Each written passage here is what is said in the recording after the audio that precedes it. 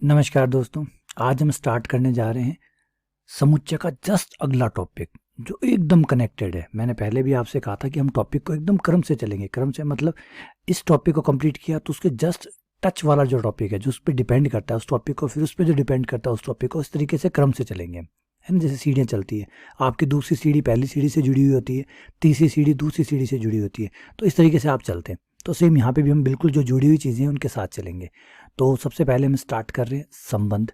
ठीक है, संबंध के अंदर तीन चीज़ें, आपको सिर्फ तीन चीज़ें ही पढ़नी है, इतने में संबंध क्लियर हो जाता है, क्योंकि संबंध ज़्यादा बड़ा टॉपिक नहीं है। इसमें पहली चीज़ आती है वो है कार्तीय गुणन। कार्तीय गुणन, कार्टिशन प्रोडक्ट। कार्तीय गुणन, कार्टिशन प्रोडक्ट। दूसरा, खुद संबंध क्या है, रिलेशंस किसे कहते हैं और रिलेशन से जुड़ी हुई प्रॉब्लम। और तीसरा है संबंध के प्रकार, संबंध कितने प्रकार के होते हैं, उन्हें पहचाना कैसे जाता है। तो ये तीन टॉपिक जो है, इन तीन टॉपिक को कवर करते ही ये संबंध वाला टॉपिक कवर हो जाएगा। तो जैसे मैंने शुरू में कहा कि ज़्यादा बड़े नहीं है। कार्तीय गुणन समझना है, कार्टेशियन प्रोडक्ट समझना है, संबंध समझना है, रिलेशन को समझना है कि रिलेशन खुद क्या होता है, किसको कहते हैं रिलेशन, और उससे जुड़ी हुई प्रॉब्लम्स करनी है, और फिर टाइप्स ऑफ रिलेशंस करने। तो ये तीन टॉपिक है। आज पहला टॉपिक स्टार्ट करने जा रहे हैं जिसका नाम है कार्तीय गुणन। आइए स्टार्ट करते हैं कार्तीय गुणन। कार्तीय गुणन यानी कार्टेशियन प्रोडक्ट। देखिए, डेफिनेशन बताने से पहले मैं थोड़ा सा इसका आइडिया देता हूँ। मान लीजिए आपके पास कोई दो समुच्चय है। एक समुच्चय है ए जिसमें आपके पास दो एलिमेंट है, एक है 1 एक है 2।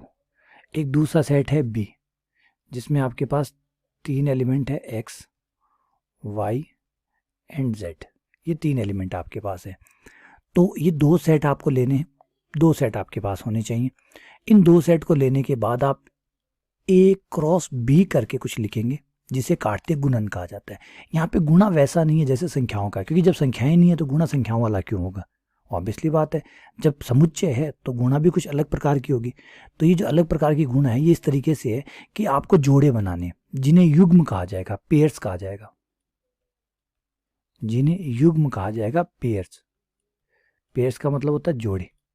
आप यहाँ पे जोड़े बनाएंगे किस तरीके से, ए गुणा बी कर रहे हैं, ए के अवयव को आगे रखेंगे, बी के अवयव को पीछे करेंगे और जोड़े बनाएंगे। जैसे ए का एक अवयव उठाया, बी का एक अवयव उठाया, इनका जोड़ा बना दिया। जोड़ा इस तरीके से लिखा जाएगा 1x, फिर 1y कोमा, दूसरा 1y, तीसरा 1z, फिर 2 को ले लीजिए, 2x 2y 2z। ये लीजिए, आपने सारे जोड़े बना लिए। इन जोड़ों को अब देखा आपने, एक चीज़ गौर की, हमने क्रम से बनाए हैं। क्रम से मतलब हमने क्रम नहीं तोड़ा। आगे हमेशा ए का अवयव रहा है, पीछे हमेशा बी का अवयव रहा है। देखिए, हमने क्रम नहीं तोड़ा है, रिपीट कर रहा हूँ, हमने कोई क्रम नहीं तोड़ा है। आगे हमेशा देख लीजिए, आप आगे वाले हर अवयव को देखिए। जो फर्स्ट एलिमेंट लिखा गया है वो ए का एलिमेंट है, वो बिलोंग्स टू ए है, और दूसरा एलिमेंट जो है वो बिलोंग्स टू बी है। देखिए, संबंधित है बी के साथ। तो हमने सारे जोड़े क्रम से बनाए, सारे बनाए। इसीलिए एक अच्छा वर्ड यूज करते हैं जिसका नाम है क्रमित, क्रमित युग्म। क्रमित क्यों? क्योंकि आपने क्रम से बनाए, कहीं भी क्रम को नहीं तोड़ा है। अब इन सबको जब आप एक साथ, जितने बन सकते थे सारे बनाए, उनको एक साथ आप एक समुच्चय के अंदर डाल लीजिए। ये समुच्चय आपका कार्तीय गुणन कहलाएगा। इसे कार्तीय गुणन कहते हैं। तो दो समुच्चयों का गुणन कैसे होता है, उसमें आप दोनों समुच्चयों के जितने अवयव हैं, ये जो आगे समुच्चय है और जो पीछे समुच्चय है, उनके एक एक अवयव को लेके जितने संभावित जोड़े हैं वो सारे बना दें। इसको कार्तीय गुणन कहा जाता है। अब आप यहाँ पे देख पा रहे होंगे कि मैंने ए का एक अवयव उठाया, उसे बी के हर अवयव के साथ जोड़े बनाए, फिर ए का दूसरा अवयव उठाया, उसका सबके साथ जोड़े बनाए। तो इस तरीके से सारे जोड़े जितने पॉसिबल थे वो सारे बनेंगे, वो सारे जोड़े बनाएंगे। उन सारे जोड़ों का समुच्चय आपका कार्तीय गुणन कहलाएगा। आइए थोड़ी सी परिभाषा के हिसाब से बात कर लेते हैं। परिभाषा, क्योंकि बाय डेफिनेशन चलना चाहिए मैथ्स में, क्या सही है क्या गलत है वो डेफिनेशन बताएगी। डेफिनेशन जो कहेगी वो सही है, और डेफिनेशन के बाहर क्या हम कयास लगाते हैं वो नहीं माना जाता। तो मैथ्स को बिल्कुल सटीक रखना है, परिभाषा के साथ ही चलिए। तो परिभाषा कहती है कि दो अरिक्त समुच्चय पी तथा क्यू, एक समुच्चय पी ले लीजिए, मान लीजिए एक समुच्चय क्यू ले लीजिए, पी एंड क्यू का कार्तीय गुणन पी इंटू क्यू द्वारा दर्शाया जाता है। और ये होता क्या है, ये उन सभी क्रमित युग्म, सारे जोड़े आपको बनाने। और कौन से क्रमित युग्म, कैसे बनाए गए हैं क्रमित युग्म, उन सारे क्रमित युग्म का समुच्चय है जिनको प्रथम घटक P से, जिनको प्रथम घटक मतलब पहला अवयव, प्रथम घटक P से, जिसका पहला अवयव P से लिया गया, तथा द्वितीय घटक दूसरा अवयव, तथा द्वितीय घटक Q से लेकर बनाया जा सकता। ये लीजिए, परिभाषा एकदम क्लियर है। देखिए दोबारा बताता हूँ, दो समुच्चय अरिक्त होने चाहिए। अभी हम बात करेंगे रिक्त होंगे तो क्या होगा, फिलहाल परिभाषा तो है वो अरिक्त समुच्चय मांग रही है, क्यों मांग रही है उस पर भी बात करेंगे। पी और क्यू दो अरिक्त समुच्चय होने चाहिए। फिर आपको सारे जोड़े बनाने, कर्मित युग्म बनाने। ठीक है, कर्मित युग्म का मतलब होता है बेटा, अभी मैंने जैसे समझाया, पहला अवयव पहले समुच्चय से, दूसरा अवयव दूसरे समुच्चय से लेकर जोड़े बनाने, जोड़े को हम कर्मित युग्म कहते हैं। उन सारे कर्मित युग्म, सभी शब्द लिखा हुआ है, आप वर्ड को पकड़िए, यहाँ पे बीच में वर्ड लिखा हुआ है सभी, इसका मतलब किसी को छोड़ मत दीजिएगा। सभी कर्मित युग्म का समुच्चय बनाना है, प्रथम घटक P से लेना है, मतलब प्रथम अवयव P से, और द्वितीय घटक Q से लेकर आपको सारे बनाने। अब आइए इसको थोड़ा सा मैथमेटिकली लिखते हैं, क्योंकि मैथमेटिक्स पढ़ें और मैथमेटिक्स का इस्तेमाल ना करें तो बड़ा अजीब हो जाएगा। देखिए बेटा, P इंटू क्यू क्या है, एक समुच्चय है, सही है। P इंटू क्या है, किसके बराबर है, एक समुच्चय के बराबर है। कौन सा समुच्चय, जिसमें जोड़े हैं। कौन से जोड़े हैं भाई, जहाँ x जो है, पहला अवयव जो है वो P से लिया गया है, पहला अवयव P से लिया गया है, और दूसरा अवयव y कहाँ से लिया गया, Q से लिया गया। बताइए कितनी बढ़िया परिभाषा है, ये ज़्यादा बेहतर है या नहीं है, मैथमेटिकली ज़्यादा बेहतर है या नहीं। आपको देखो बिल्कुल क्लियर बता दिया इसने, क्या कहा कि P, आपको पढ़िए इसको, प्रेम से पढ़िए, बड़ा मजा आएगा। देखिए P इंटू क्यू क्या है, किसके बराबर है, एक समुच्चय के बराबर है। ये कह रहा है समुच्चय के बराबर है, इसका मतलब समुच्चय, अगर कोई हाथी के बराबर है तो वो हाथी होगा। हाथी के बराबर तो हाथी हो सकता है बेटा, हाथी के बराबर तो घोड़ा नहीं हो सकता। तो अगर P इंटू क्यू जो है वो हाथी के बराबर है तो हाथी के है, और समुच्चय के बराबर तो वो समुच्चय है। लेकिन किनका समुच्चय है, कर्मित युग्म का, कर्मित युग्म का समुच्चय। कौन से कर्मित युग्म का, जहां x कौन है, पहला अवयव, जहां का पहला अवयव या पहला घटक कहाँ से लिया गया है, P से, दूसरा घटक Q से लेके बनाया गया। ये लीजिए, आगे बात समझ में, कोई इशू नहीं है आपको यहाँ पे। चलिए अब बात करते हैं कि रिक्त होंगे तो क्या होंगे। यदि P रिक्त हो मतलब खाली हो, या Q खाली हो, P या Q में से कोई भी खाली हुआ, तो P इंटू क्यू का क्या भविष्य होगा, ऑब्वियसली बात है, बड़ा ही डार्क होगा, भयानक होगा। क्यों, जब अवयव है ही नहीं तो कर्मित युग्म बनाएंगे कैसे, जोड़े कैसे बनाएंगे।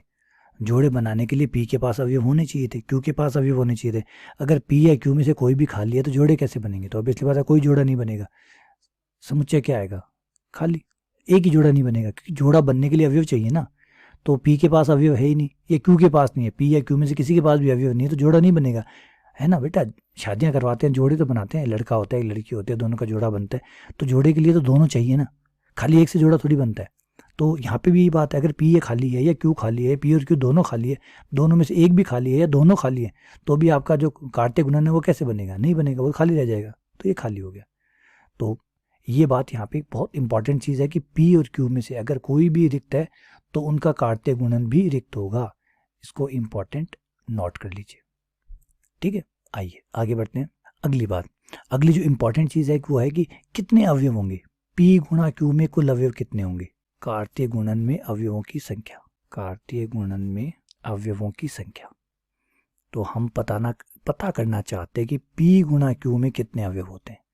तो आप यहाँ पे आ जाइए, यहाँ बड़े ही आराम से आप पता लगा सकते हैं। देखिए यहाँ आपने A का एक अवयव उठाया और उसने कितने जोड़े बनाए, 3 जोड़े बनाए। 3 ही क्यों बनाए, क्योंकि B में 3 अवयव है, तो हर एक अवयव कितनी बार चलेगा, जितनी बार B में अवयव है। B में अगर 3 अवयव है तो 3 बार चला, फिर दूसरा अवयव कितनी बार चलेगा, वो भी 3 बार, तीसरा कितनी बार चलेगा, 3 बार, तो हर अवयव कितनी बार चलेगा, 3 बार। तो A का हर अवयव 3 बार चलेगा, और ये 3 भी कितनी बार चलेंगे, जितनी बार A में अवयव है। अगर A में 2 अवयव है तो 3 2 बार चलेगा। A में अगर 4 अवयव होते तो 3 4 बार चलता, क्योंकि पहला 1 ये 3 के साथ जोड़े बनाता, दूसरा 3 के साथ जोड़े बनाता, तीसरा 3 के साथ जोड़े बनाता, चौथा 3 के साथ जोड़े बनाता। अगर ये बात नहीं समझ में आई है तो आइए एक एग्जाम्पल लेके समझ लेते हैं। देखिए बेटा, ये आपका P सेट है जिसमें मैं A1 A2 और A3 ले लेता हूँ, और Q में जो है मैं B1 और B2 ले लेता हूँ। अब मुझे बताइए कि जब मैं जोड़े बनाऊंगा, जब मैं P इंटू क्यू बनाऊंगा तो बताइए क्या बनेगा। तो आप कहेंगे सर पहला एक अवयव उठेगा, एक अवयव यहाँ से आएगा, वो B1 के साथ जोड़े बनाएगा, ठीक है। फिर ये किसके साथ बनाएगा, B2 के साथ बनाएगा, तो A1 B1 A2 B2, 2 बन गए। फिर A2 की बारी आएगी, A2 B1 के साथ, A2 B2 के साथ, फिर A3 B1 के साथ और A3 B2 के साथ। अब यहाँ देखिए एक अवयव कितनी बार जोड़े बनाए, 2 बार। क्यों, क्यों के पास कितने अवयव थे, 2 अवयव थे। तो पकड़िए बात को, 2 2 के कितने जोड़े बने, 2 2 के 3 जोड़े बने आपके, 2 2 के आपके 3 जोड़े बने। क्यू के पास 2 अवयव थे, पी के पास 3 अवयव थे, तो 2 2 के जोड़े बने 3 बार, तो टोटल कितने हुए, 6। तो इसका मतलब है कि P इंटू क्यू में जो अवयव की संख्या होती है वो होती है P में कितने अवयव है इंटू क्यू में कितने अवयव है। सही है, समझिए बात को बेटा। एक अवयव कितनी बार चलता है, जितनी बार क्यू में अवयव होते हैं, और क्यू में जितने अवयव हैं वो कितनी बार चलते हैं, जितने P के पास अवयव है, क्योंकि हर एक अवयव क्यू बार चलेगा, क्यू में जितने अवयव उतनी बार चलेगा। तो टोटल गुणा कितनी होगी, P इंटू क्यू। सही बात है। अब यहाँ पे देखिए एक अवयव 2 बार, फिर दूसरा अवयव 2 बार, फिर तीसरा अवयव 2 बार, हर अवयव 2 बार चल रहा है। ये 2 2 बार भी कितनी बार चल रहे हैं, जितनी बार P में अवयव है। तो ये 3 इंटू 2 1 ही हुआ, तो इसलिए कितने अवयव होंगे, NP इंटू NQ। लेकिन याद रखिएगा अगर एक के पास भी अनंत अवयव हुए, P या Q में से कोई भी अनंत हुआ, ये तब है जब P और Q जो है वो परिमित समुच्चय है। यदि P और Q परिमित है, परिमित मतलब निश्चित अवयव, यदि P तथा Q परिमित है, निश्चित अवयव, किसी के पास 5 हो, किसी के पास 15 हो, 5000 हो। अब अगर सोचिए एक भी अपरिमित हुआ, अनंत अवयव हुआ, तो ये जोड़ों की संख्या कितनी हो जाएगी, अनंत, फिर तो बनते ही जाएंगे।